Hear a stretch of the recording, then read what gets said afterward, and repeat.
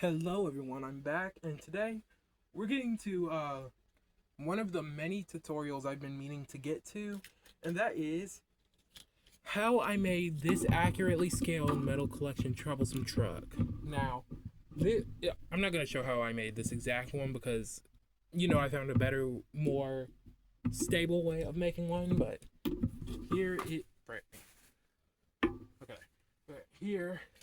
here's a Railway Series Thomas I made a while ago out of some spare parts, and as you can see, who's the next closest engine? Okay, here's a better comparison. Here's my Sodor Adventure Pack Thomas. So you can couple up, roll, and he looks way better than there he is. He's more accurate in scale than.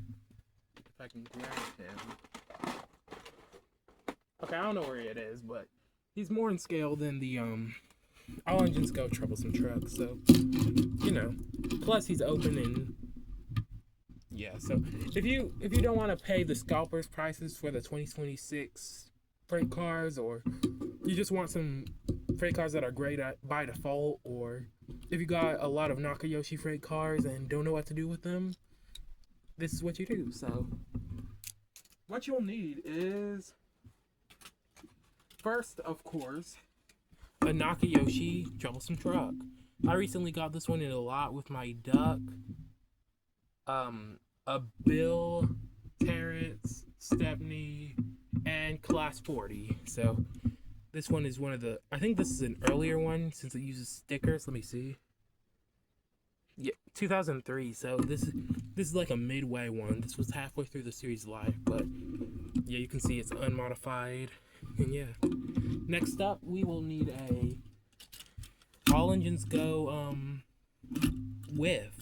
So this is my old Sammy the Shunter custom, which I'm gonna redo. You can see the paint scratching. So yeah, this was just made for fun, but I feel like I could do a whole bunch better, especially with 2026 whiff coming out. So I'd like to, have another go at this guy. So that's why I'm basically sacrificing him for this. And of course, you're gonna need a screwdriver. This is a screwdriver set I got. This isn't the screw that came with it, but it's compatible, so that's what I'm using. And then of course, some super glue, because we are not going to be screwing this together. The Yoshi truck doesn't have any screws, unlike the engine, so yeah. So first of all, let's see. Grab ourselves a trusty screwdriver. And we're going to take apart whiff. Something else I'll say, you'll notice that I used the Thomas chassis for this. Unless you're exclusively using Superstation track, do not do this, because the chassis is way too low and it scrubs against the track. Personally, I don't mind, but for anyone who actually wants functional trucks, I would recommend this. The whiff chassis, so you could just remove these two middle wheels and then have the 4 outer wheels that are already small, so yeah. Not to mention it's a whole lot less work, so.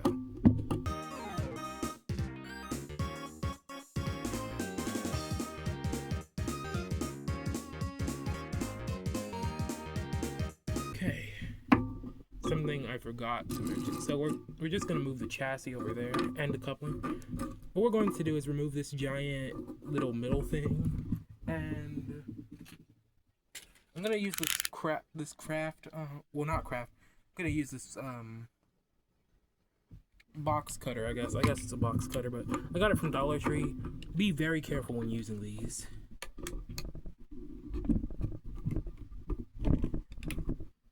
As you can see, it's cutting through the plastic, so yeah.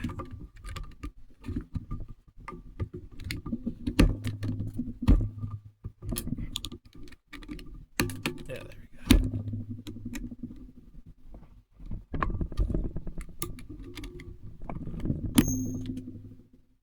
And that's why you're careful.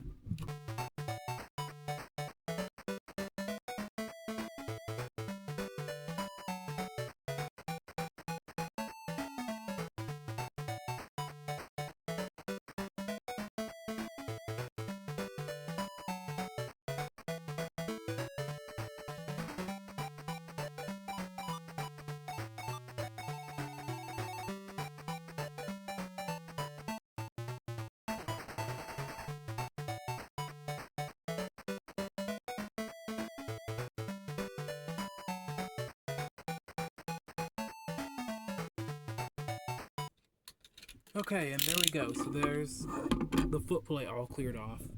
You can sand it if you want, but it's really unnecessary. So let's just disassemble the truck, which is as easy as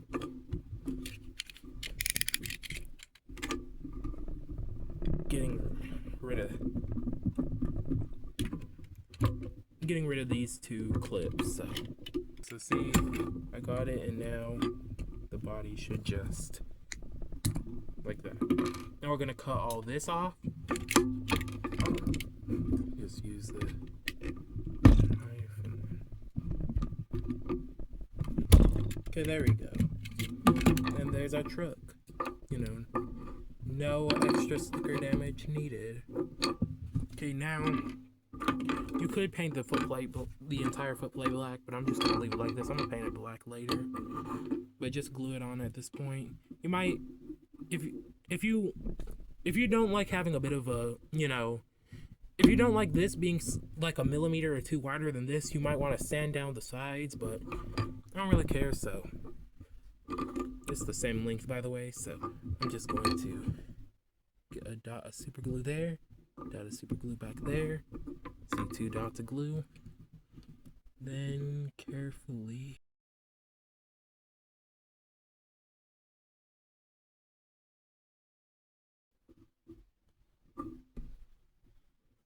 And there we go. Once again, I'm gonna paint this later, so you know. Anyway, what we're gonna do for the chassis, all we're gonna do is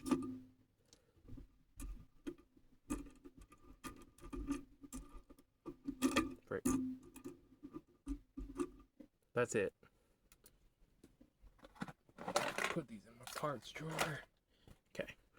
Now, if you wanted to, you could replace these with like 80th James tender wheels if you wanted to. I like keeping the orange and go wheels on freight cars to represent the non-spoked wheels, but you know, it's your model, so I can't tell you what to do.